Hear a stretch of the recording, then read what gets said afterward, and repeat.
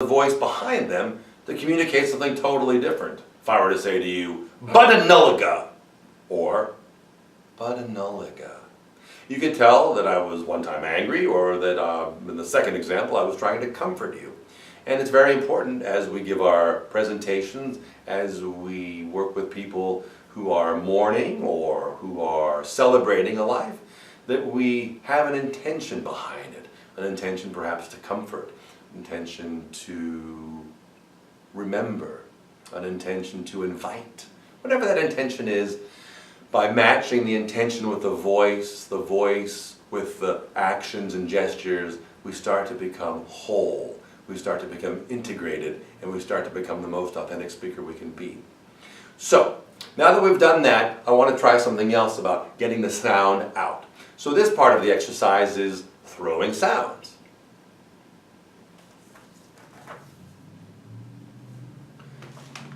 In this part of the exercise, we are going to, what do you think? Is this good? Yeah, good. Yeah, it's great. This exercise, so this part of the exercise is one of my favorites. It's throwing sounds. It's very natural, very easy. You could do it without even warming up, but it's nice to do a little bit of a warm-up and then do this. It's all about the breath and about focus. When we're speaking to people, we are giving ourselves to them. We're talking to them. We're having an intention towards them. And this is just a fun way of throwing out sounds, using the body, using the breath, having the same principle of an open throat and sending that sound out somewhere that we've been doing throughout our exercises, that we want to do throughout our speaking life. So you'll just repeat after me. Imagine there's a ball that you're throwing, and we'll take a nice breath in and say, whoa! So I'm imagining that I'm throwing it over your head, and you can imagine that you're throwing it over your computer, over your computer screen rather. So we'll say, whoa! A nice breath in, way! A nice breath in, woo! Big breath in, wee! A big breath in, wah! Let's try that again. Big breath in. I'll do it a little faster this time. Just mimic me after I do it. Throw the ball back to me. Whoa! Way! Wee! Wah! Woo! Excellent. Excellent. Great. So now the voice is coming out of us. We want to make sure that we connect, we engage our listener. We engage those people we talk to with our voice, with our physicality, with our presence. And that's something that I'll touch upon in another video, which is the presence we have that emanates from us. You know, charm and charisma are a very important part of what we do as speakers, what you do as officiants, as celebrants, as funeral directors, that you engage and you connect to people. That's one of the most important things in life, is listening and paying attention to somebody else. So having that presence to be able to expand beyond yourself is something we can kind of touch upon in that exercise we just did by throwing sounds. Now, all of these exercises are so good for feeling your voice come out and be full and be alive. In these few minutes I've been with you, my voice now feels stronger and more expanded and more.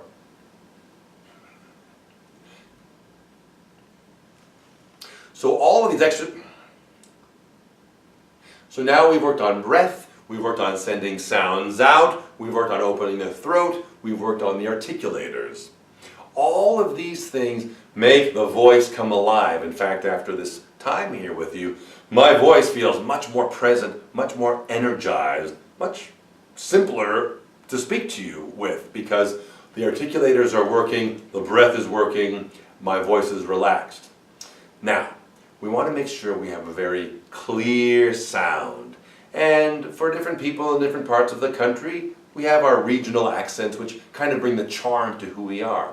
So, however you say this next part of our exercise is up to you, but it's good to articulate and try to really pronounce these sounds. So we're going to say some tongue twisters.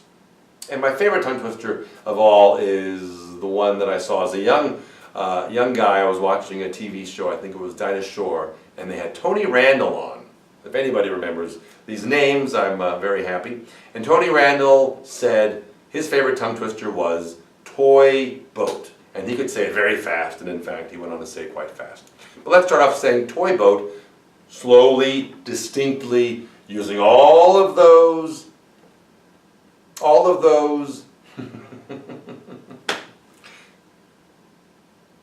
Let's say toy boat very slowly, very distinctly, using all of those guideposts I've discussed previously. Breath, open throat, sending the sound out. We will say toy boat. Again, toy boat. And for now, I want you to really say those consonant sounds, the T and the B, and to really open your mouth for the O or the Oi. Again, breath in, toy boat.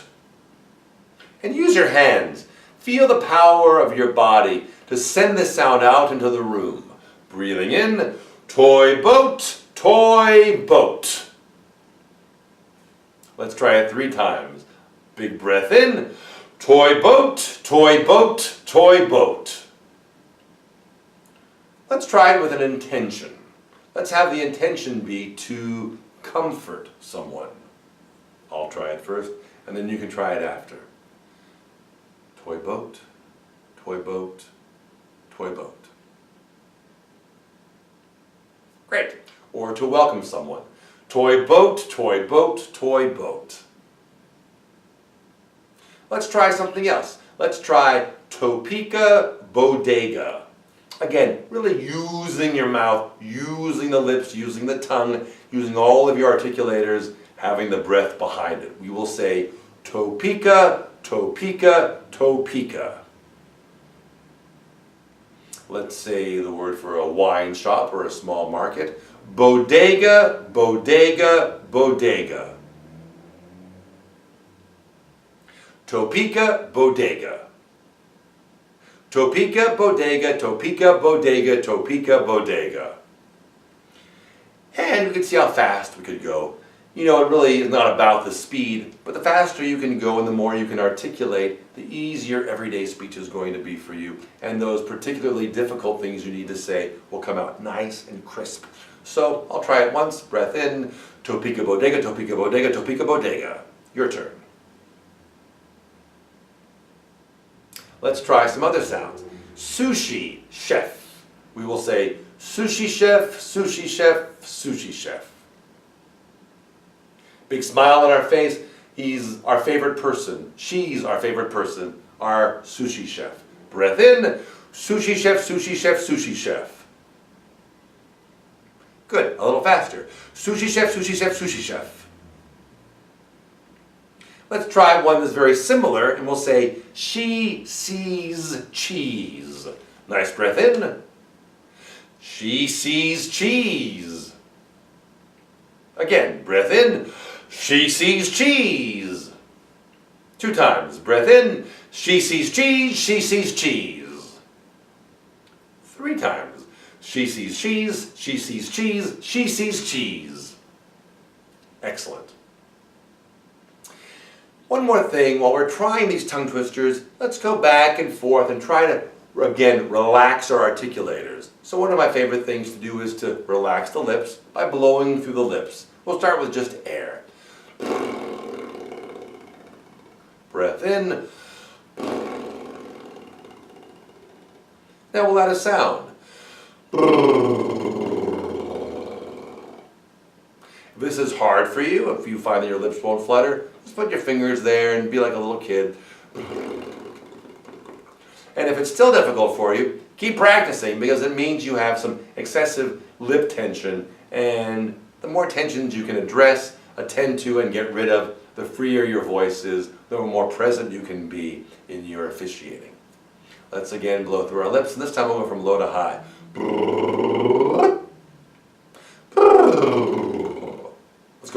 high to low to high to low. Big breath in. Good. Now we'll go back to our tongue twisters and we'll say, sushi chef, toy boat, she sees cheese. Excellent. We'll do 2 more tongue twisters and then I want to move on to some affirmations. The next tongue twister is unique New York. Unique New York, unique New York. Now, if you're having difficulty with any of these, and I hope you're not, but if you are, perhaps what it is that's happening is you're not breathing, and I want you to look into that. So remember, breathe in first, allow the breath simply to drop in, and then say whatever it is you need to say on the breath.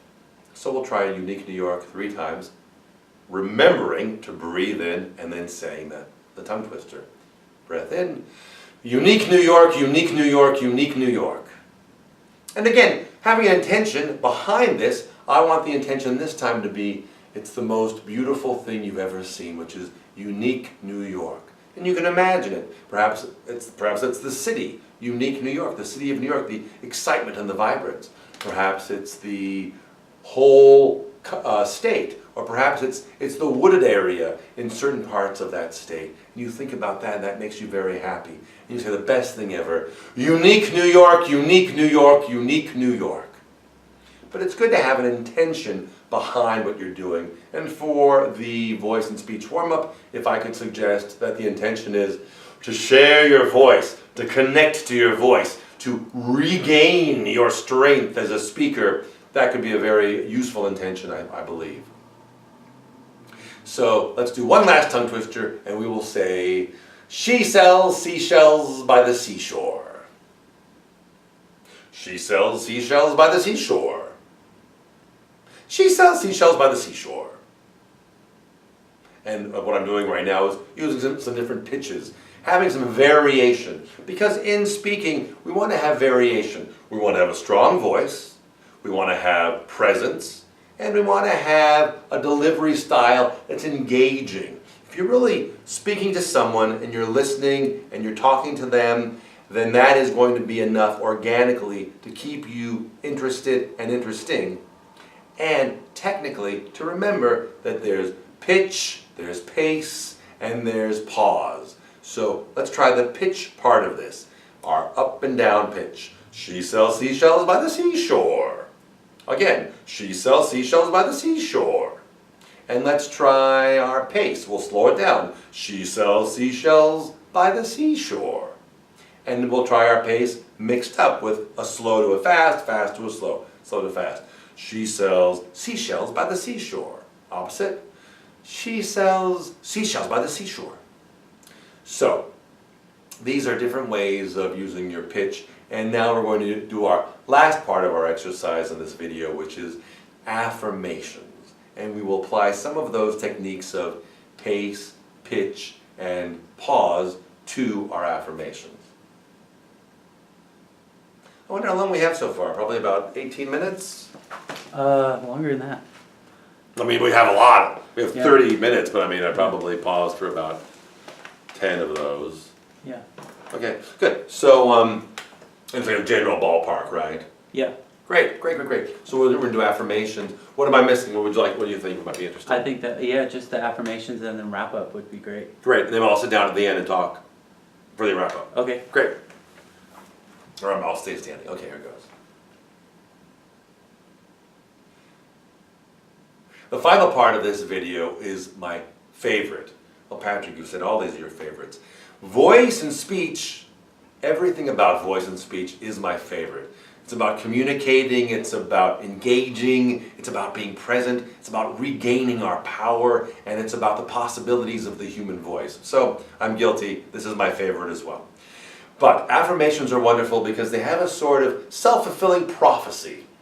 And I mean not just philosophically or in the universe, although certainly that's true, but they have a self-fulfilling prophecy in the voice. As you say these things, they become empowering because you say them out loud. So the first affirmation I want you to say is, I speak with a strong voice. As you say that, let's have all of those skills we've learned so far come to play in this. Breath, good posture, speaking out through a nice open throat, sending the sound out into the room, and being strong and present. I speak with a strong voice. Good. You're really breathing, articulating, and reaching out with the voice. A very, very simple way of remembering that is bar. Step up to the bar. Breathe, articulate, and reach out with your voice. One more time. I speak with a strong voice.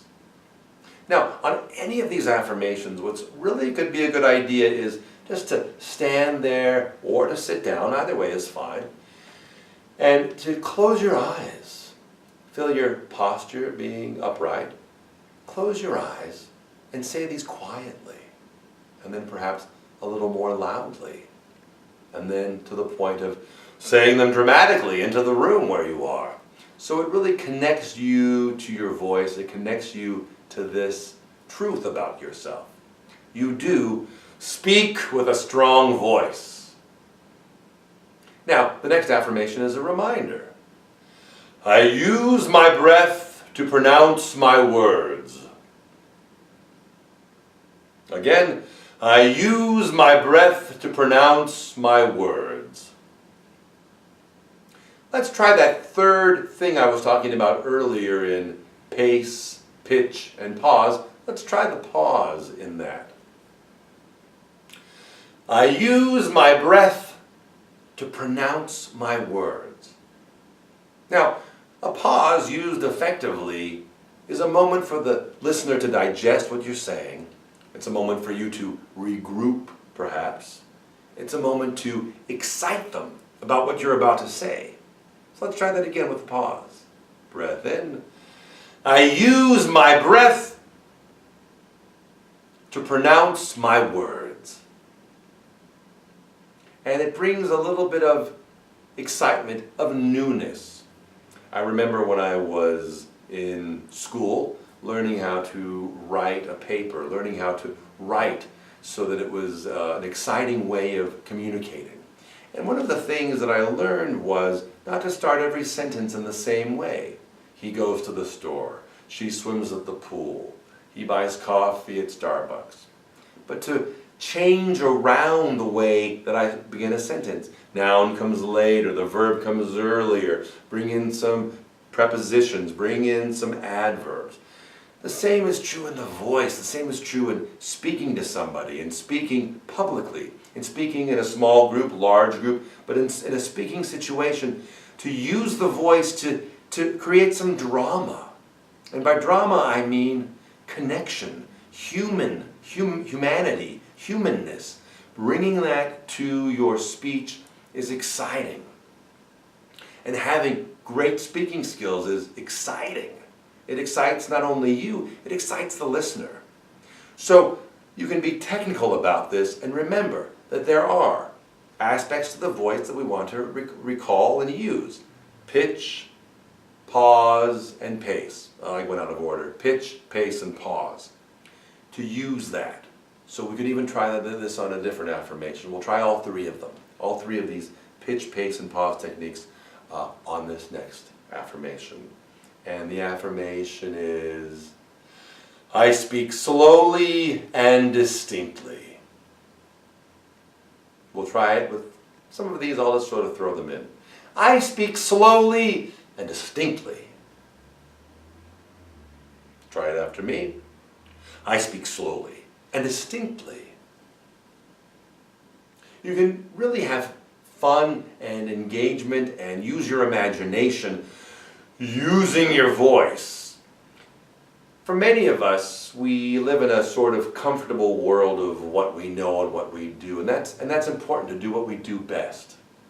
But as human beings, as for you funeral directors, celebrants, officiators, expanding the world of your possibility makes for an exciting future ahead.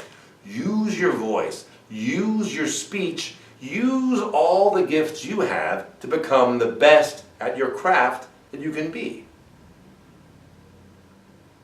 I'm going to sit down and kind of finish up with a little bit of information. Should we move over to the cat and have the cat next to me? Or not? Sure. It's kind of funny. Yeah.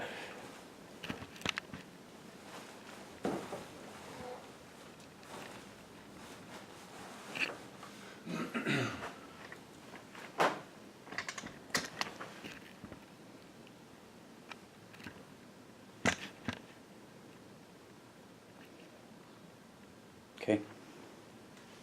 I want to thank my cat Grayson for being in this last part of the video, because what he shows is how breath comes naturally. You can see how it comes into the lower part. His diaphragm is right about here and is naturally relaxing as his breath comes in and out.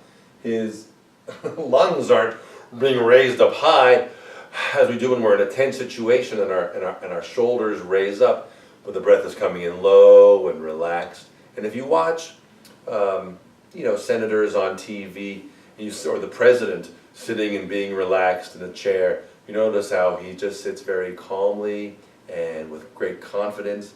And one of those things he does is he breathes diaphragmatically. He lets the diaphragm relax.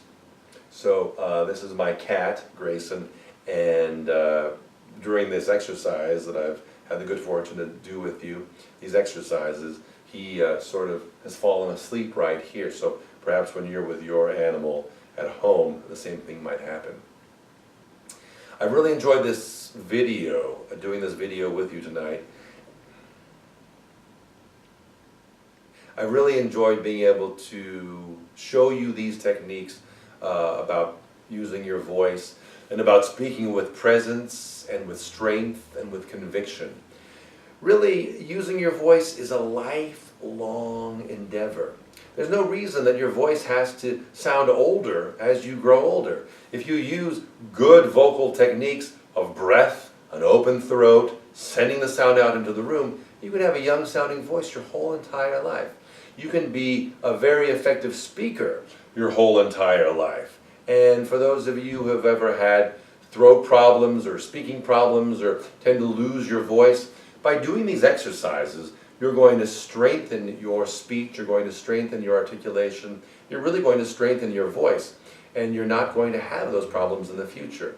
Remember, the voice is a muscle. Speech involves muscles. So really it's like going to the gym, it's like doing anything that you want to improve at.